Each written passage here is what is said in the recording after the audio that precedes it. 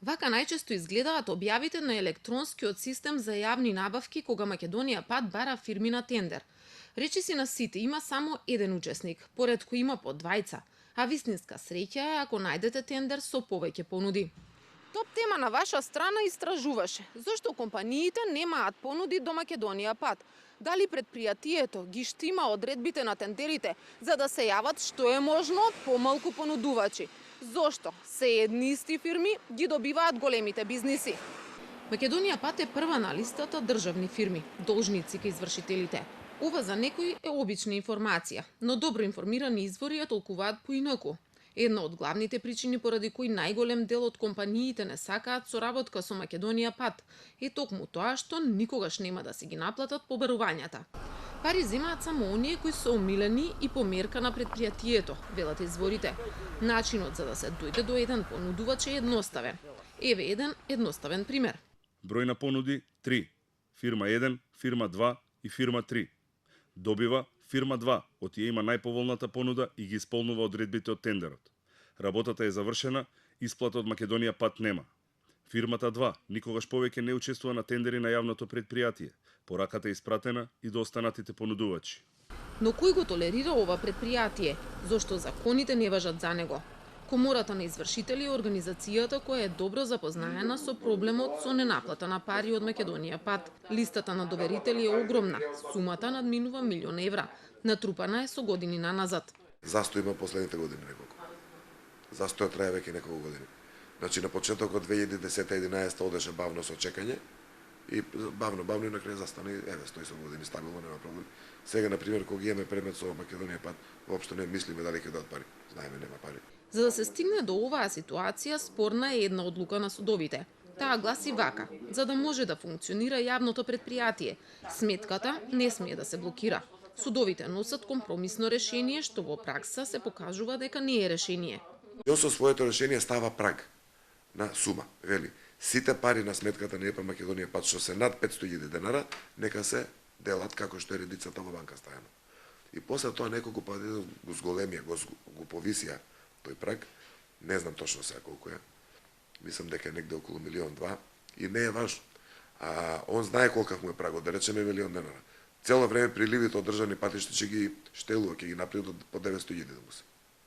Топ тема на ваша страна разговараше со газди на неколку фирми кои порано сработувале со Македонија пат, ама биле извисени.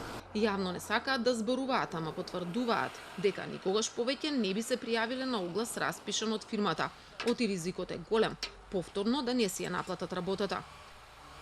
Активирање на банкарска гаранција и издавање негативна референца. Ова го пишува во сите тендери како начин за предпријатието да се заштитат од можни неисполнувања на договорите. Но токму со ова се соочиле дел од фирмите кои дале најдобра понуда на тендер на Македонија пат, ама се сомневаат дека одредбата е злоупотребена, оти не биле во милост на предпријатието. Еден од собствениците не се охрабри да говори пред камера, ама ни раскажа дел од неговото искуство. Пред 1,5 година на оглас за јавна набавка бевме избраната фирма со најповолна понуда. Но, кога требаше да ја реализираме, добивме допис од Македонија пат кој бараше да ја завршиме работата на начин што е спротивен на законот по кој работиме.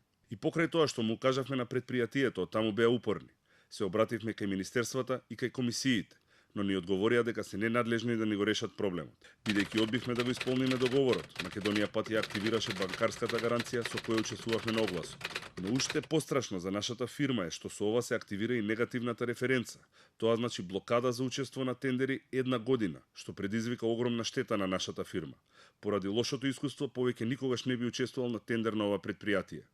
После минато неделната емисија на топ тема на ваша страна посветена на чистењето на снегот, во редакцијата пристигна допис во кој добро информирани вработени во предпријатието тврдат дека секогаш кога има потреба на помош интервенира извесен командант Кобра. Тврдат дека се работи за близок човек на директорот Гајур Кадрију, кој не е постојано вработен во предпријатието, туку преку агенција за привремени вработувања. Ангажиран е како правен советник, но вработените тврдат дека има друга задача, поврзана со изборот на фирми. И тој како и директорот е од редовите на ДУИ. Денеска Кадрију не сакаше да говори пред камера за неговиот правен советник. Нема такво нешто. Кој ви го кажал ова? Во предпријатието има 824 вработени и не сакам да разговарам по телефон. Сега сум зафатен, но во некој од наредните денови би можело да се видиме и да поразговараме на сите теми кои ве интересираат. Топ тема на ваша страна веќе ги објави имињата на фирмите кои што секоја година го расчистуваат снегот заедно со Македонија Пат. Нив им се исплаќаат милиони суми евра, но ова се понуди кои што речиси да немаат конкуренција на тендерите. Но тие се само една од далките во синџирот кои што учествуваат во расчистувањето на снегот по македонските коловози. Кием е фирмата од која со години намазат Македонија Пат набавува сол за растопување на снегот. Според податоците од Бирото за јавни набавки, во 2014 година таа го добила тендерот вреден 830.000 евра за 8.000 тони сол. Во 2015 на Македонија Пат и требале 7.000 тони сол и добила една понуда, повторно од Кием, вредна 840.000 евра. На последниот оглас за сол во 2016 на предпријатието му требале 9.000 тони сол. И овој пат името на фирмата е исто, сумата различна и најголема – 1.100.000 евра. Според информациите на пазарите во Албанија и Грција, од каде најчесто се набавува солта, незината пазарна цена се движи околу 30 евра за тон. Телма дојде до понуда од фирма која се занимава со продажба на индустријска сол. Белата е 33 евра по тон, полубелата 29. Превозот не е вклучен во цената, ама велат дека чини исто толку, околу 30 евра за тон. Ако се пресмета ова, тон индустријска сол со превоз би чинало околу 65 евра. Но оваа сума не се совпаѓа со онаа по која Македонија Пат ја набавила од фирмата Кием. Математиката е ваква. Ако се поделат 1.100.000 евра за 9.000 тони сол, излегува дека предпријатието ја купува двојно поскапо, за 120 евра по тон.